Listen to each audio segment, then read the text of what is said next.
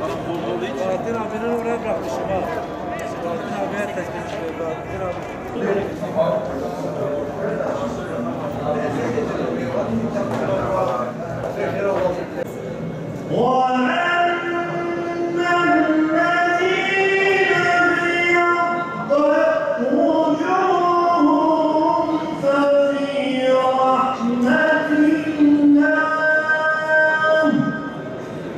Şehitler gülümsüyor Ahmet semalarında. Şehit gibi yaşayıp şehadetle kavuştular Yaradan'a. Selam olsun ümmetin en hayırlılarına. Bir haticesi var yadigarımız, bir de Fatıma. Turan'ın, zindan baharın, can kardeşim, sen rahat ol. Eriştirdin bizi yevmül furkan. Yasin, daha 17'sinde katledilen yiğidin, elbet sorulur hesabın. Güzel gençleri hangi suçtan dolayı katlettiniz ve onları katletmekle Kürt halkına ne gibi faydalar temin ettiniz? Bakınız, Şehit Yasin ve arkadaşlarının ve Şehit Aytaş Baran'ın mübarek kanları onları katleden Nemrut'un, Dehhak'ın, Stalin'in ve ateşperestlerin beyinsiz ve sefihlerine rahat yüzü vermemiş ve ellerindeki imkanların birçoğunu kaybettirmiştir ve kaybettirecektir de Allah'ın izniyle. 1980 yılında artması endişe ile takip edilen İslamcı dalgasının kırıma uğratılması, etkisinin azaltılması için ılımlı kültürel İslam projesi ortaya konuldu. Ve bu proje şimdilerde daha yeni belki de anlıyoruz. FETÖ tarzı yapılanmaların palazlandırılması, desteklenmesi bir proje olarak ortaya konulmasıyla devam etmiştir. Bu coğrafyada ise, Kürdistan coğrafyasında ise özellikle bu halkı sekülerize edecek, laisize edecek, dininden ve değerlerinden uzaklaştıracak, belki Kemalizmin modern Türk projesinde olduğu gibi bir modern Kürt projesi ortaya konulmuştur. İşte bu vahşetleri yaşatan örgütlerin, bu kirli ve karanlık ittifakların nereden başladığını anlayabilmemiz açısından son derece dikkat çekicidir. Her ikisi de ölmüşler ama bu millet Ecevit'le Demirel'in aslında birbirlerine düşman değil, aynı patrona hizmet eden ya da aynı amaca hizmet eden iki dost olduğunu 40 yıl sonra anladı. Bizler de belki ağır bedeller ödemiş İslami camialar bu kirli ve karanlık ittifakları çok ağır bedeller ödeyerek bunların ortaklıklarını fehmetmişlerdi, görmüşlerdi, bedel ödeyerek görmüşlerdi. Ama bu milletin, özellikle Türkiye kamuoyunun bu kirli ve karanlık ittifakın ne denen bir şey olduğunu anlayabilmesi için 15 Temmuz hunharca darbe girişiminin, işgal girişiminin gerçekleşmesi, zamanının beklenmesi gerekiyordu. O açıdan Lozan menşeli Türk projesi neyse onun devamı 80 yılda belki yapamadıklarını Kürt coğrafyasında onlar diye tabir edebileceğimiz Amerikalıların da bizim çocuklar diye tabir ettiği bir projenin yürürlükte olduğunu çok rahat bir şekilde söyleyebiliriz. O açıdan net söylüyoruz. Bu coğrafya açısından Kemalizmin yapamadığı yarım hesabın görülmesinin aslında adıdır. Hem 80 ihtilali hem de 28 Şubat postmodern diye tabir edilen darbe.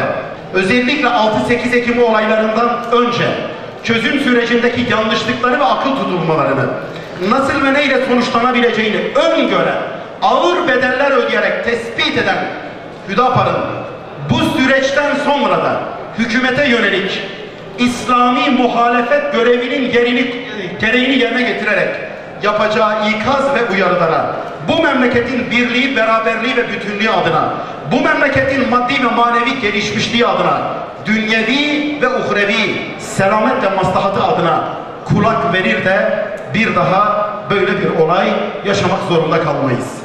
Elbette bütün bunlar dünyevi ve güncel meseleler.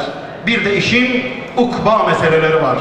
Ben şahsen böyle aziz bir kutlu davada canını ortaya koyarak kanlarıyla parçalanmış cesetleriyle Allahu Teala'nın huzuruna çıkan bu gençleri çok büyük bir bahtiyarlık içerisinde görüyor ve onlara özendiğimi, imrendiğimi özellikle ifade etmek istiyorum.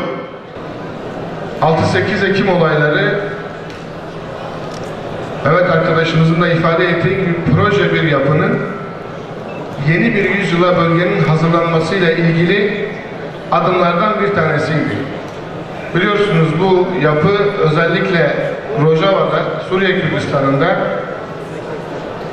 gerçekten kendine ait olmayan bir güç kendilerine tahsis edilerek, bütün muhalifler de onların eliyle ekarte edilerek Kürtleri temsil noktasına getirilmeye çalışılan, bugün 15 Temmuz darbesini yapan o Gladyocu, NATO'cu grubu Orta Doğu'ya şekil vermekle ilgili toplum mühendisliklerinin taşeronu olduklarını hepimiz biliyoruz. Bu proje Arap Baharı ile birlikte Orta Doğu'da ihvanın bölgeyi ele almasını gözlemleyen Batı tarafından o baharın akamete uğratılması sürecinin gene bir başka parçasıdır. Mısır darbesi bunun en önemli hamlelerinden bir tanesidir. Mısır darbesiyle birlikte Suriye'de de Mısır'ın arkasından gelişebilecek ihvan ve bölge insanlarının, Orta Doğu halkının inancının 100 yıl sonra, 150 yıl sonra egemen olacağı yeni bir yüzyılın önü kapatılmak üzere operasyonlar yapılıyor. Ve bu bölgede o 6-8 Ekim olaylarında bu proje yapı bölgede tek direnen, yiğitçe ben varım diyen bu kardeşlerimizi ekarte etmek için düzenlenmiş bir projedir. DAEŞ üzerinden Kürt halkının 100 yıllık mazlumiyeti agite edilerek o agitasyonda Kürtlerin kadınlarına tecavüz edilecek, paralarla satılacak, yaygaralıyla tam 1 yıl boyunca yapılan yayınlarla o vahşet ruhu hazırlandı. O vahşet ruhunun nasıl hazırlandığının üzerinde durmalıyız arkadaşlar. Onlara yakın televizyonları izleyin. DAEŞ'le ilgili yalan propagandalarının, agitasyonlarının, bu halkın namusuna olan düşkünlüğünün, Kürt halkının 100 yıllık mazlumiyetinin arkasına bir truva atı gibi gizlenmiş bir toplum mühendisliğinin taşeronlarıdır bunlar. O sokağa çıkanlar belki Taif'te Peygamber Aleyhisselatü Vesselam'a taş atan çocuklar kadar bir kısmı masum olabilir, cahil olabilir, ne yaptığını bilmiyor olabilir. Ama o tetiği çekenler, o günü hazırlayanlar ne yaptığını çok iyi biliyorlar. Ve orada yapılan sıradan bir Yasin Bölü arkadaşlarının katli değildi. Bütün derneklere, kurumlara, bütün Müslümanlara saldırılarak bu bölgede onların dışında var olabilecek bütün hareketlerin önünün kesilmesi adına direnen tek yapıyı da, yiğitçe ben varım diyen tek yapıyı da ekarte etmek için Kürt halkının o agite edilmiş ruhunun arkasında gizlenerek yapılmış bir vahşettir bu. Bu sıradan rastgele bir olay değildir. Bunu böyle okumak gerekiyor. Hazreti Adem'den bu yana Habil ve Kabil'le başlayan bu mücadelenin kaynağından bu yana ne kadar peygamberin şehit olduğunu bilmiyoruz. Çünkü bir rivayete göre 28 bin, bir rivayete göre 128 bin, 328 bine kadar çıkan peygamber sayısı var. Esasen şehitlik aynı zamanda bir peygamberlik mirasıdır ve aynı zamanda peygamberlik makamıdır. Hazreti Peygamber'in yanında olmak, ona arkadaş olmak, Kevser'in etrafında toplanmak ve gerçekten Kur'an'dan sonra, Hazreti Peygamber'den sonra şehitlerin şefaatine nail olmak, Allah bunu hepimize nasip etsin. Bu şehit ailelerini de tebrik ediyorum öncelikle. Çünkü Halef Selef olduğumuz Metin Yüksel'in babası, bu bölgenin insanıdır, Melles Sadreddin. Oğlu şehit olduğu zaman hanımına dedi ki, hanım, ne mutlu sana, ne mutlu bana ki sen şehit annesi oldun, ben de şehit babası. Böyle bir sabır ve metanetle karşılanır şehitlik. Onun için şehitlerin önünde şimdi böyle konuşmak, onlara imrenmek, gerçekten hep birlikte bu şehitlerle olmamızdan dolayı Hepinizi ayrı ayrı tebrik ediyorum. Biz her zaman her halükarda şehitlerle beraberiz ve şehitlerin yolundayız. Tecrübe dedim. Tecrübe aklın en önemli rehberidir değerli kardeşler. Çünkü Kur'an'ın 3'ü tecrübeleri anlatır. Habil'den ve Kabil'den başlayarak bir yığın tecrübe Kur'an'dan bize yansıtılır. Yani Kur'an bir dünyayı devri alem olarak döndürür önümüze koyar. Hesabınızı, kitabınızı buna göre yapın der. Biz de ona göre yapmak zorundayız. Değerli kardeşlerim, biz innemel mü'minune ihve ayetini tam ve eksiksiz olarak kavrayamadıkça وَاَتَسِمُوا بِحَبْلِ اللّٰهِ جَمِيعًا وَلَا تَفَرَّقُوا ayetini tam olarak kavrayamadıkça bu işin üstesinden gelemeyiz. Hangi ırktan ve kültürden olursa olsun bir müminin diğer mümini sevmedikçe cennete gidemeyeceğini, yani benim sizi sevmedikçe cennete gidemeyeceğimi, sizin beni sevmedikçe cennete gidemeyeceğinizi bilmeden bu davayı başarıya götürmek mümkün değildir. Herhangi bir dünyanın köşesinde, herhangi bir yerde bir müminin ayağına bir iğne battığı zaman bu acıyı bütün müminler hissetmiyorsa burada bir itikat sorunu var demektir. Burada bir iman problemi var demektir. Eğer burada kardeşlerimiz 6-8 Ekim olaylarında hunharca, gavurca, kelimenin tam anlamıyla söylüyorum, gavurca katledilirken eğer o acıyı ben ta yüreklerime kadar onları kendi evladım gibi düşünerek acımıyor ve üzülmüyorsam o zaman ben itikadımdan ve imanımdan şüphe etmem gerekiyor. Onun için biz Resulullah sallallahu aleyhi ve sellemin Bilal-i Habeşi ile verdiği fotoğrafı, Selman-ı Farisi ile verdiği fotoğrafı çok iyi kavramamız gerekiyor. Amerika'daki bir Müslüman, bir zenci Müslümanla, bir beyaz Müslümanla, Fransa'daki bir Müslümanla, Karadeniz'in bir köşesindeki bir Müslüman ya da Kürdistan'ın herhangi bir köşesindeki bir Müslümanla benim aramda takvanın dışında hiçbir farkın olmadığını Allah'ın kanunlarına mutlak iman eden bir insan olarak iman etmek mecburiyetim var.